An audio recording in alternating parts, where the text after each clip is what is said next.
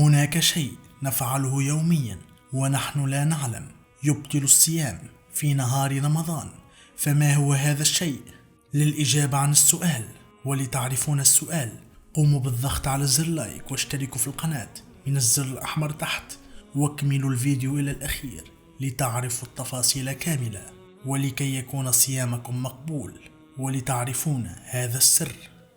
رمضان رمضان رمضان يا حبيبي. تتنوع مبتلات الصيام في نهار رمضان بين الأكل والشرب عمدا والجماع وخروج دم الحيض أو النفاس، إلى جانب التقيؤ عمدا، في حين اختلف العلماء بشأن الحجامة. وبغض النظر عن التفاصيل والاختلافات، فالمفطر عمدا يجب عليه القضاء والكفارة، ويمتنع الصائم عن الأكل والشرب وسائر المفطرات في نهار رمضان التزاما بأمر الله تعالى وتحقيقا للتقوى التي ذكرها سبحانه وتعالى في قوله: كتب عليكم الصيام كما كتب على الذين من قبلكم لعلكم تتقون.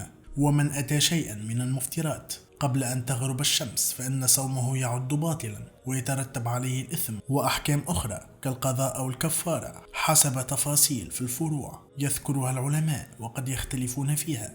أما عن الشيء الذي نفعله يوميا ونحن لا نعلم والذي ينقص من أجر الصوم ويمكن أن يبطل الصيام في نهار رمضان، فهنا نتحدث عن الغيبة والنميمة. لا تفسدان الصوم ولكنها تنقص من أجر الصوم وتفسد أهداف الصوم، ويجب على الشخص الصائم أن يصون لسانه عن الغيبة والنميمة لكي يكون صيامه مقبول وبه الأجر كامل.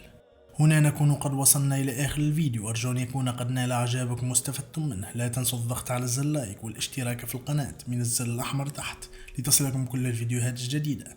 والسلام عليكم ورحمة الله وبركاته.